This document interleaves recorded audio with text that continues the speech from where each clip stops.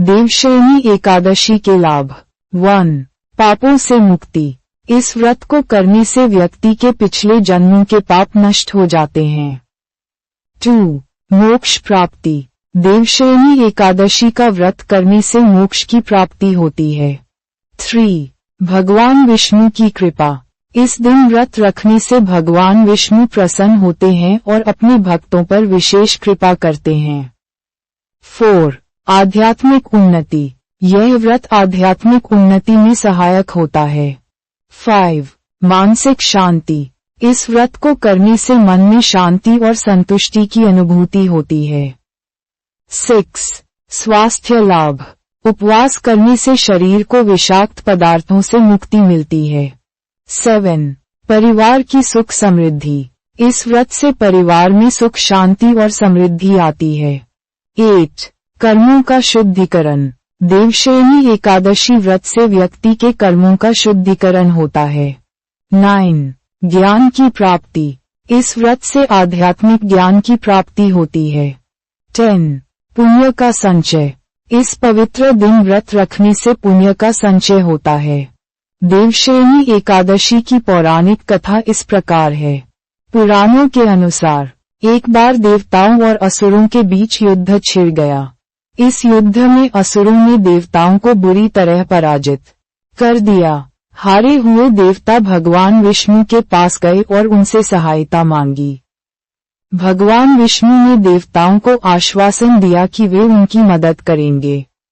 उन्होंने देवताओं को समुद्र मंथन करने का सुझाव दिया, जिससे अमृत प्राप्त होगा। अमृत पीने से देवता अमर हो जाएंगे और असुरों को हरा सकेंगे। समुद्र मंथन के लिए मंदराचल पर्वत को मथानी और वासुकी नाग को रस्सी बनाया गया। देवताओं और असुरों ने मिलकर समुद्र का मंथन किया। इस दौरान कई रत्न और देवी देवता निकले, जिनमें अंत में अमृत कलश भी था।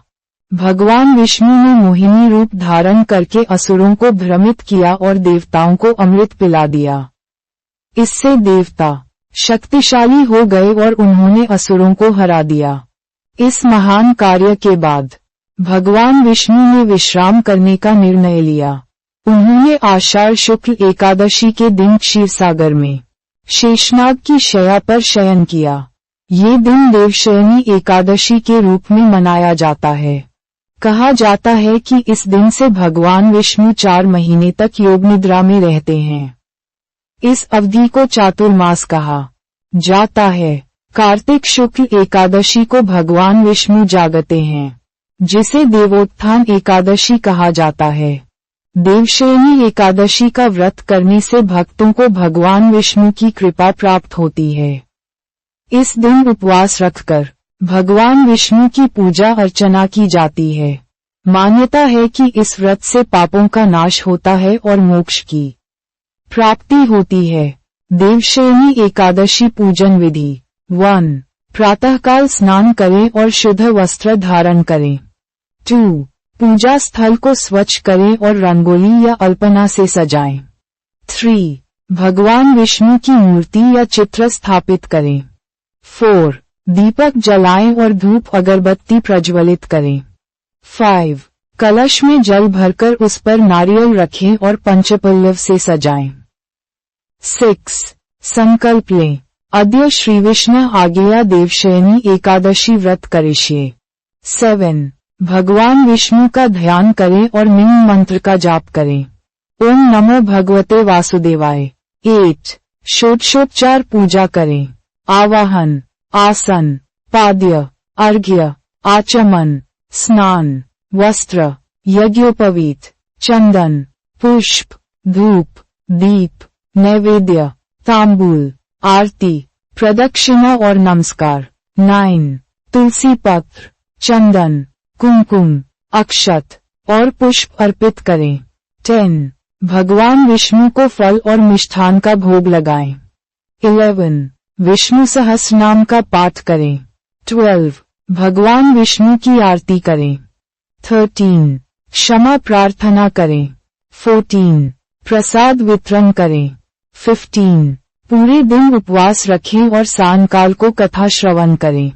16. रात्रि में जागरण करें और भजन कीर्तन में भाग लें।